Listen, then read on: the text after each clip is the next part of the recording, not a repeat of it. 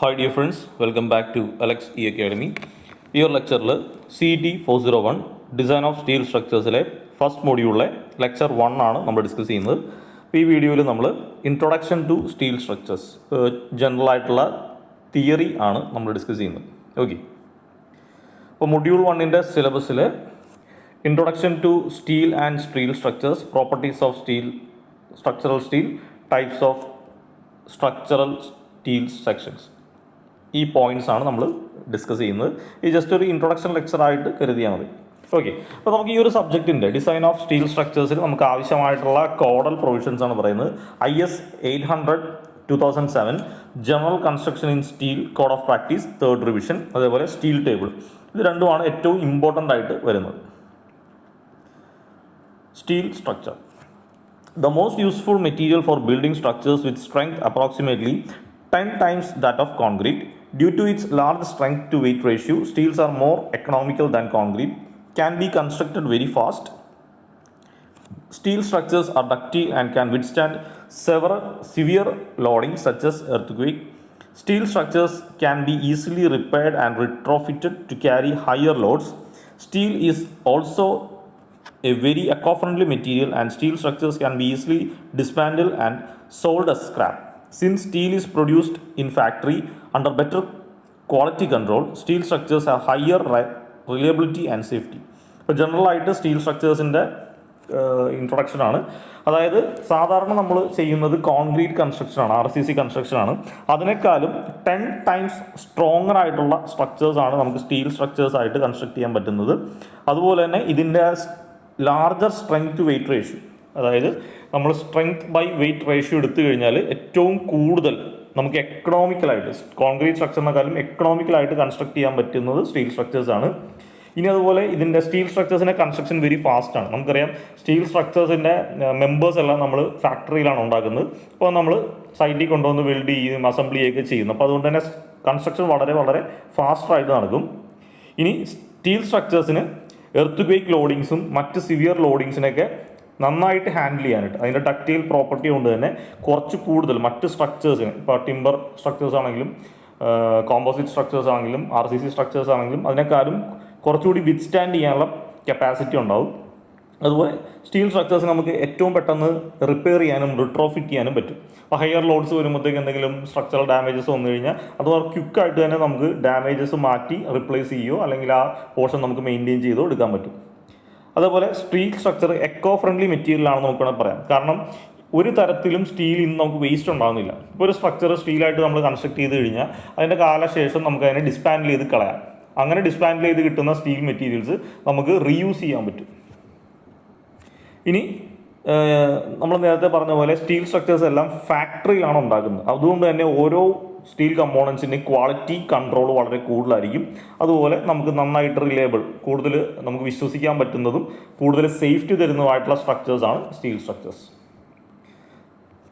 Steel structures should be designed and protected to resist corrosion and fire. They should be designed and detailed for easy fabrication and erection. The effect of temperature should be considered in design. To prevent the development of cracks under fatigue and earthquake loads, the connections and in particular welds should be designed and detailed properly.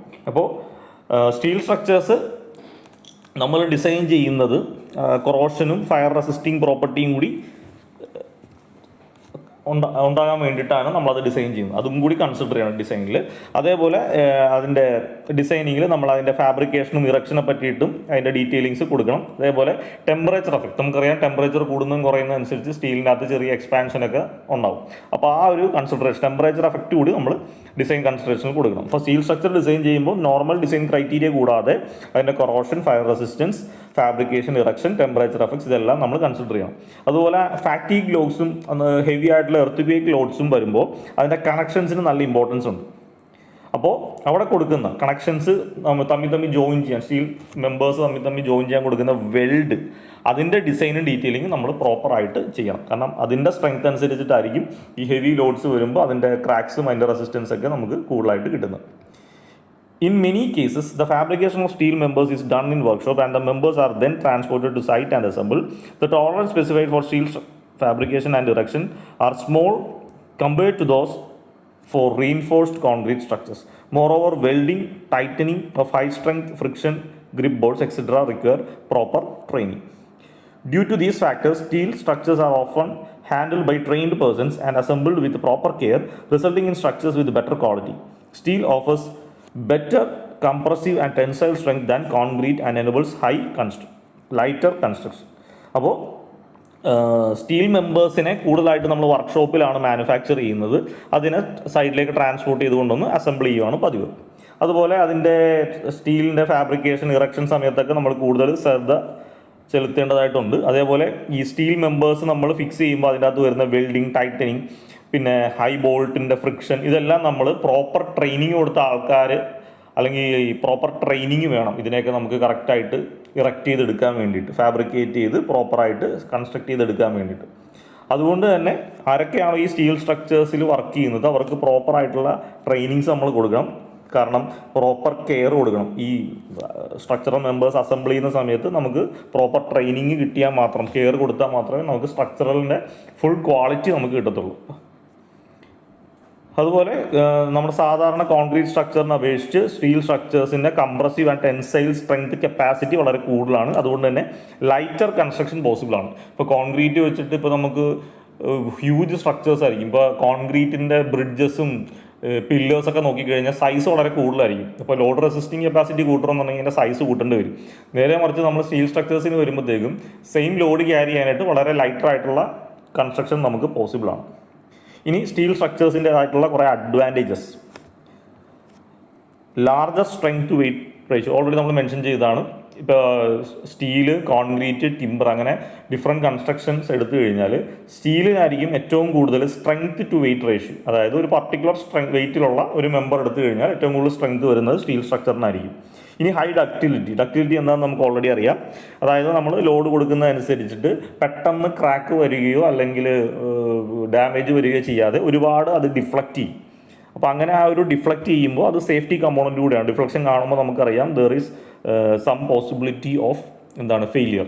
അപ്പോൾ ആ സമയത്ത് നമുക്ക് ഇവാക്യുവേഷനൊക്കെ നടത്താൻ പറ്റും. അപ്പോൾ നല്ല textile property ഉള്ളത് കൊണ്ട് തന്നെ ഹ്യൂജ് ലോഡ് ക്യാരി ചെയ്യുകയും ചെയ്യും. നമുക്ക് ലാർജ് ഡിഫ്ലക്ഷൻ വന്നതിന് ശേഷം മാത്രമേ അതിൻ്റെ അത് ഫെയിലിയർ ഉണ്ടാകത്തുള്ളൂ. അടുത്തത് uniformity. The quality of steel intensive construction is invariably superior when compared with that of construction involving other material. മറ്റ് മെറ്റീരിയൽസ് വെച്ചിട്ടുള്ള കൺസ്ട്രക്ഷനുമായിട്ട് കമ്പയർ ചെയ്യുമ്പോൾ സ്റ്റീൽ കൺസ്ട്രക്ഷന് ഹൈ ക്വാളിറ്റി നമുക്ക് ഗ്യാരണ്ടി ചെയ്യാൻ പറ്റും. അത് ഏത് സ്റ്റീൽ എടുത്താലും, സ്റ്റീൽ കൺസ്ട്രക്ഷൻ്റെ ഏതെടുത്താലും അതിൻ്റെ അകത്തൊരു സുപ്പീരിയർ ക്വാളിറ്റി നമുക്ക് എടുക്കാൻ പറ്റും മറ്റ് കൺസ്ട്രക്ഷനുമായിട്ട് കമ്പയർ ചെയ്യുമ്പോൾ. ഇനി സ്റ്റീൽ സ്ട്രക്ചേഴ്സിന് നമുക്ക് എൻവയറമെൻറ്റൽ ഫ്രണ്ട്ലി എന്ന് പറയാം. കാരണം structural steel is recyclable and environmental friendly. Over 400 million tons of steels are recycled annually worldwide, which represent 50% of the steel production. Another character of steel structure is that it is readily be disassembled at the end of useful life. അപ്പോൾ ഇതിന് eco friendly എന്ന് പറയാനുള്ള കാരണം ഈ steel സ്ട്രക്ചേഴ്സിൽ നിന്നുണ്ടാകുന്ന wastages കുറവാണ്. അപ്പോൾ ഒരു സ്ട്രക്ചർ പണിഞ്ഞു അത് അതിൻ്റെ ലൈഫ് എൻഡ് ആയി കഴിയുമ്പോൾ നമുക്ക് ഈസി അതിനെ ഡിസസംബിൾ ചെയ്തെടുക്കാൻ പറ്റും. അതിനെ നമുക്ക് റീയൂസ് ചെയ്ത് അടുത്ത ഒരു പുതിയ സ്റ്റീൽ കമ്പോണൻസ് ആക്കി മാനുഫാക്ചർ ചെയ്യാൻ പറ്റും. ഇതേപോലെ ഓരോ വർഷവും 400 million tons സ്റ്റീലാണ് നമ്മൾ വേൾഡ് വൈഡ് ആയിട്ട് റീസൈക്കിൾ ചെയ്യുന്നത്. അത് മൊത്തം സ്റ്റീൽ പ്രൊഡക്ഷൻ്റെ 50% നമ്മൾ ഇതുപോലെ റീസൈക്കിൾ ചെയ്തെടുക്കുകയാണ്. ഇനി അതർ സൈഡിൽ നമ്മൾ കോൺക്രീറ്റ് എടുത്തു കഴിഞ്ഞാൽ അതിൻ്റെ അകത്തുള്ള എല്ലാം നമുക്ക് വേസ്റ്റേജസ് ആണ്. കുറച്ച് പാർട്സൊക്കെ നമുക്ക് റീയൂസ് ചെയ്യാമെങ്കിലും മേജറായിട്ട് അതിൻ്റെ അകത്ത് വേസ്റ്റേജസ് വരും. അടുത്ത versatility. Using structural steel, it is possible to fasten different members together by simple connection techniques such as welding, bolting, riveting. ഇപ്പോൾ സ്റ്റീൽ സ്ട്രക്ചേഴ്സ് ചെയ്യുന്നത് വഴി പല മെമ്പേഴ്സിനെ നമുക്ക് ഒരുമിച്ച് ജോയിൻ ചെയ്തെടുക്കാൻ പറ്റും ഈസി ആയിട്ട്. വെൽഡിങ്ങും ബോൾട്ടിങ്ങും റിവറ്റിംഗ് ഇതൊക്കെ ഉപയോഗിച്ചിട്ട് നമുക്ക് അതിനെ ഈസിലി ആയിട്ട് ഫാസ്റ്റൻ ചെയ്ത് ഒരുമിച്ച് എടുക്കാൻ പറ്റും. അടുത്ത അതിൻ്റെ പ്രോപ്പർട്ടിയാണ് പ്രീ ഫാബ്രിക്കേഷൻ. ഓൾറെഡി നമ്മൾ പറഞ്ഞു സ്റ്റീൽ സ്ട്രക്ചേഴ്സിൻ്റെ സ്റ്റീൽ മെമ്പേഴ്സ് എല്ലാം ഫാക്ടറിയിൽ മാനുഫാക്ചർ ചെയ്താണ്. അപ്പോൾ അതുകൊണ്ട് തന്നെ അത് നല്ല സ്ട്രിക്റ്റ് സൂപ്പർവിഷനിൽ നല്ല ക്വാളിറ്റിയിലായിരിക്കും ഓരോ സ്ട്രക്ചറൽ മെമ്പേഴ്സും. ഇപ്പോൾ ബീം കോളം അതുപോലത്തെ ഗിർഡർ ഇതെല്ലാം നമ്മൾ ഫാക്ടറിയിലാണ് മാനുഫാക്ചർ ചെയ്യുന്നത് ഒരു പർട്ടിക്കുലർ സൈസിൽ. അതിനുശേഷം അതിനെ നമ്മൾ സൈഡിലേക്ക് ട്രാൻസ്പോർട്ട് ചെയ്ത് കൊണ്ടുവന്ന് ഇറക്റ്റ് ചെയ്ത് അതിൻ്റെ ബോൾട്ടിങ്ങോ വെൽഡിങ്ങോ വഴി നമ്മളതിനെ സ്ട്രക്ചറാക്കി എടുക്കുകയാണ് ചെയ്യുന്നത്. അപ്പോൾ ഈ കൈൻഡ് ഓഫ് പ്രീ ഫാബ്രിക്കേഷൻ നമുക്ക് ഒരിക്കലും കോൺക്രീറ്റ് സ്ട്രക്ചറിൽ പോസിബിൾ അല്ല. സ്റ്റീൽ ആയതുകൊണ്ടാണ് നമുക്ക് ഇതുപോലെ ഡിഫറെൻറ്റ് സ്റ്റേജ് ആയിട്ട് പെട്ടെന്ന് നമുക്ക് സൈറ്റിൽ കൊണ്ടുവന്ന് ഇറക്റ്റ് ചെയ്തെടുക്കാൻ പറ്റുന്നത്. അടുത്തത് addition to existing structure. Already ഉള്ള കോൺക്രീറ്റ് മെമ്പേഴ്സിനെ നമുക്ക് റിട്രോഫിറ്റ് ചെയ്യാനും റിപ്പയർ ചെയ്യാനൊക്കെ പല ടൈപ്പ് ഓഫ് സ്റ്റീൽ മെമ്പേഴ്സാണ് ഇപ്പോൾ യൂസ് ചെയ്യുന്നത്. ഇപ്പോൾ ഓൾറെഡി എക്സിസ്റ്റിംഗ് ആയിട്ടുള്ള കോൺക്രീറ്റ് സ്ട്രക്ചർ ആയിരിക്കും. അവിടെ എന്തെങ്കിലും ക്രാക്സും മെയിൻ്റെനൻസ് വർക്കും അല്ലെങ്കിൽ ഇപ്പോൾ എന്തെങ്കിലും ഒരു ബീമോ കോളോ ഒക്കെ ഡാമേജ് ആയി പോവുകയാണെങ്കിൽ അതിനെ നമുക്ക് റിപ്പയർ ചെയ്യാനും റിട്രോഫിറ്റ് ചെയ്യാനും സ്റ്റീൽ മെമ്പേഴ്സ് യൂസ് ചെയ്യാൻ പറ്റും. അടുത്ത ലീസ്റ്റ് ഡിസ്റ്റർബൻസ് ടു കമ്മ്യൂണിറ്റി. സൈഡിലുള്ള നമ്മുടെ അടുത്തുള്ള കമ്മ്യൂണിറ്റിക്ക് ലീസ്റ്റ് ഡിസ്റ്റർബൻസ് ആണ്. അതിപ്പോൾ ഒരു സ്റ്റീൽ സ്ട്രക്ചറിൻ്റെ കൺസ്ട്രക്ഷൻ്റെ ഒരു സൈഡിലും കോൺക്രീറ്റിൻ്റെ കൺസ്ട്രക്ഷൻ അടുത്ത സൈഡിലും ആണെങ്കിൽ ഏറ്റവും കൂടുതൽ ലൗഡ് നോയ്സും ഡിസ്റ്റർബൻസും ഒക്കെ ഒരുപാട് നാളുണ്ടാകുന്നത് കോൺക്രീറ്റ് സ്ട്രക്ചറിൻ്റെ കൺസ്ട്രക്ഷൻ സമയത്തായിരിക്കും. ഇപ്പുറത്തെ സൈഡ് സ്റ്റീൽ സ്ട്രക്ചറിൽ നമുക്കറിയാം അതിന് മേജർ കമ്പോണൻ്റ് എല്ലാം നമ്മൾ ഫാക്ടറിയിലാണ് ഉണ്ടാക്കുന്നത്. അപ്പോൾ അതിൻ്റെ ഡിസ്റ്റർബൻസ് ഒന്നും നമുക്ക് കിട്ടില്ല. ആ ഇറക്ഷൻ സമയത്തുള്ള വെൽഡ് ചെയ്യുന്ന ആ ഒരു ഒച്ചയും ബഹളവും മാത്രമേ നമുക്ക് കിട്ടുള്ളൂ. അടുത്തത് ഫാറ്റീഗ് റെസിസ്റ്റൻസ്. കുറച്ചുകൂടി ടഫായിട്ടുള്ള ഫ്രാക്ചർ ടഫ്നെസ് നല്ല രീതിയിൽ കുറച്ചുകൂടി മറ്റ് സ്ട്രക്ചേഴ്സിനെ അപേക്ഷിച്ച് നല്ല രീതിയിൽ ടഫ്നെസ് ഉണ്ടാവും. അടുത്ത മെയിൻ്റെനൻസ് കോസ്റ്റ്. ഇപ്പോൾ നമുക്കറിയാം സ്റ്റീലിൽ കൊറോഷൻ വരാനുള്ള സാധ്യത കൂടുതലാണ്. അപ്പോൾ പ്രോപ്പറായിട്ട് പീരിയോഡിക് ആയിട്ട് നമ്മൾ മെയിൻറ്റെയിൻ ചെയ്യേണ്ടി വരും. കോൺക്രീറ്റ് സ്ട്രക്ചർ എടുത്താൽ അത്രയും പ്രശ്നം വരുന്നില്ല. പക്ഷേ കമ്പയർ ചെയ്യുമ്പോൾ ഓവറോൾ ലോങ് ടേം കമ്പാരിസൺ വരുമ്പോൾ മെയിൻ്റെനൻസ് കോസ്റ്റ് കുറവായിരിക്കും. Speed of erection and demountability. നമുക്ക് സ്റ്റീൽ സ്ട്രക്ചേഴ്സ് കൺസ്ട്രക്ട് ചെയ്തെടുക്കാനും അതിനെ ഡെമോളിഷ് ചെയ്ത് അഴിച്ചു മാറ്റാനും വളരെ എളുപ്പമാണ്. കോൺക്രീറ്റ് സ്ട്രക്ചറിനെ അപേക്ഷിച്ച് കൺസ്ട്രക്ഷനും പൊളിച്ചെടുക്കുക എന്നുള്ളത് രണ്ടും ഹെവി ആയിട്ടുള്ള പ്രോസസ്സാണ്. ഇവിടെ സ്റ്റീൽ സ്ട്രക്ചർ എടുക്കുമ്പോൾ ഇറക്റ്റ് ചെയ്തെടുക്കാനും അതുപോലെ ഡീമൗണ്ട് ചെയ്തെടുക്കാനും അതിനെ അഴിച്ചഴിച്ച് മാറ്റാനും നമുക്ക് വളരെ എളുപ്പമാണ്. ഇത്രയാണ് നമുക്ക് സ്റ്റീൽ സ്ട്രക്ചേഴ്സിൻ്റെ ഒരു ഗുഡ് അഡ്വാൻറ്റേജ് ആയിട്ട് പറയാനുള്ളത്. ഈ ഒരു ഫിഗറിൽ നിങ്ങൾക്കൊരു ബ്രിഡ്ജ് കാണാൻ പറ്റും. ഇത് ആക്ച്വലി വേൾഡിലെ ആദ്യത്തെ കാസ്റ്റ് അയൺ ബ്രിഡ്ജിൻ്റെ ഒരു പിക്ചറാണ്. ജസ്റ്റ് ഇവിടെ മെൻഷൻ ചെയ്തതേ ഉള്ളൂ. ഈ ഒരു ഫിഗർ നമുക്ക് ഓൾറെഡി എല്ലാവർക്കും അറിയാവുന്നതാണ്, ഐഫൽ ടവറിൻ്റെ ആണ്. ഇതെല്ലാം സ്റ്റീൽ സ്ട്രക്ചേഴ്സിൻ്റെ ഒന്ന് രണ്ട് എക്സാമ്പിൾസ് ആയിട്ട് കാണിച്ചതേ ഉള്ളൂ. ഇനി മേജർ ബിൽഡിംഗ് സ്ട്രക്ചറൽ സിസ്റ്റംസ് എന്തൊക്കെയാണെന്ന് നോക്കാം. ഇപ്പോൾ കോൺക്രീറ്റ് സ്ട്രക്ചർ ആണെങ്കിലും സ്റ്റീൽ സ്ട്രക്ചർ ആണെങ്കിലും നമുക്ക് മെയിനായിട്ട് വരുന്ന സ്ട്രക്ചറൽ കമ്പോണൻസ് എന്ന് വെച്ചാൽ wall bearing construction, beam column construction, trusses, rigid frames, arches, suspension cables, cable stayed system, steel laminar roof, dome. ഇതെല്ലാമാണ് നമുക്ക് ഒരു സ്റ്റീൽ സ്ട്രക്ചർ എടുത്തു കഴിഞ്ഞാൽ അതിൻ്റെ അകത്ത് സ്ട്രക്ചറൽ സിസ്റ്റംസ് ആയിട്ട് കമ്പോണൻസ് ആയിട്ട് മെയിൻ കമ്പോണൻസ് ആയിട്ട് നമുക്ക് പറയാം. ഇനി ഇപ്പോൾ ഈ ഒരു ഫിഗറിൽ കാണിക്കുന്നത് നമുക്ക് different structural shapes and dimensions ആണ് റോൾഡ് ആയിട്ടുള്ള. ഇത് ഓൾറെഡി മാർക്കറ്റ് ഫോംസ് ആയിട്ട് നമുക്ക് അവൈലബിൾ ആണ്. നമ്മൾ ബേസിക് സിവിലൊക്കെ ജസ്റ്റ് പറഞ്ഞ് പഠിച്ചു പോകുന്ന ഐറ്റംസ് ആണ്. First one I sections, rolled beams and columns, rolled channel section, ഇനി angles, T sections, square hollow section, rectangular hollow section, circular hollow section, square and circular bars, flat and plates നമുക്ക് sections വരും. ഇതെല്ലാമാണ് നമുക്ക് market ഫോംസിൽ available ആയിട്ടുള്ള different ഷേപ്സും അതിൻ്റെ dimensions ഒക്കെ നമ്മളിവിടെ മെൻഷൻ ചെയ്തിട്ടുണ്ട്. ഇനി heavier sections, heavy loads carry ചെയ്യാൻ വേണ്ടിയിട്ട് നമുക്ക് അവൈലബിൾ ആയിട്ടുള്ള സെക്ഷൻസ് ആണ്. കോമ്പൗണ്ട് സെക്ഷൻ, അതായത് ടി സെക്ഷൻ്റെ കൂടെ നമ്മൾ എക്സ്ട്രാ ഒരു കവർ പ്ലേറ്റ് കൂടി കൊടുക്കും. അങ്ങനെ ഡിഫറെൻറ്റ് ഫോംസ് നമുക്ക് അവൈലബിൾ ആണ്. ഇനി അടുത്തത് ഫാബ്രിക്കേറ്റഡ് സെക്ഷൻ അല്ലെങ്കിൽ വെൽഡഡ് ഗിർഡേഴ്സ്. നമുക്ക് നോക്കിയാൽ തന്നെ അറിയാം ഇതിൻ്റെ എക്സ്ട്രാ സ്റ്റെബിലിറ്റിക്ക് വേണ്ടിയിട്ട് നമ്മൾ വെൽഡിങ്സ് എക്സ്ട്രാ ഐറ്റംസ് ഒക്കെ നമ്മൾ അതിൻ്റെ അത് വെൽഡ് ചെയ്ത് പിടിപ്പിക്കുന്നുണ്ട്. അപ്പോൾ അങ്ങനെ കുറച്ച് സെക്ഷൻസ് വരുന്നുണ്ട്. അതുപോലെ double angle section, double channel section, ഇതെല്ലാമാണ് ഹെവി ലോഡ്സ് ക്യാരി ചെയ്യാൻ വേണ്ടിയിട്ടുള്ള സെക്ഷൻസ്. അതായത് നമ്മൾ ഹെവി ആയിട്ടുള്ള നമ്മുടെ ബ്രിഡ്ജസ് അങ്ങനത്തെ സെക്ഷനിലൊക്കെ നമ്മൾ സ്ട്രക്ചേഴ്സിലൊക്കെ കൊടുക്കുന്നത് ഈ ടൈപ്പ് ഓഫ് സ്റ്റീൽ സെക്ഷനായിരിക്കും. ഇത് നമ്മളെല്ലാവരും ഫെമിലിയർ ആയിട്ടുള്ളതാണ്. നമ്മുടെ സ്റ്റീലിൻ്റെ സ്ട്രെസ് സ്ട്രെയിൻ ഡയഗ്രാമാണ്. ജസ്റ്റ് ഇവിടെ പറഞ്ഞു പോകുന്നതേ ഉള്ളൂ. ഇപ്പോൾ നമുക്കറിയാം ഡിഫറെൻറ്റ് പോയിൻറ്റ്സ് നമ്മളിവിടെ കാണിക്കുന്നുണ്ട്, ABCDEF. ഇതൊക്കെ നമ്മൾ ഓൾറെഡി ലോവർ ക്ലാസ്സിൽ പഠിച്ചതാണ്.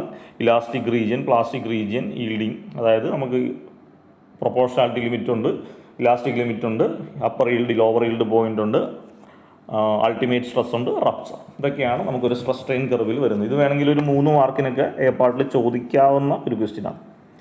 ഡക്റ്റിലിറ്റി ഓൾറെഡി നമ്മൾ പറഞ്ഞു പോയതാണ്. It is a property of the material or structure indicating the extent to which it can deform beyond the limit of yield deformation before failure or rupture. അതായത് ductility എന്ന് പറയുമ്പോൾ ഏതൊരു മെറ്റീരിയലിൻ്റെയും പ്രോപ്പർട്ടിയാണ്. എന്തിനാണ്? നമ്മളൊരു ലോഡ് കൊടുത്തു കഴിയുമ്പോൾ അത് മാക്സിമം ഡീഫോം ചെയ്യുക, ഈൽഡ് ചെയ്യുക. ഫെയിലിയറിന് മുമ്പ് അത് അതിൻ്റെ ലിമിറ്റിൽ കൂടുതൽ നന്നായിട്ട് ഈൽഡ് ചെയ്തതിന് ശേഷം മാത്രമേ അത് ഫ്രാക്ചർ സംഭവിക്കൂ.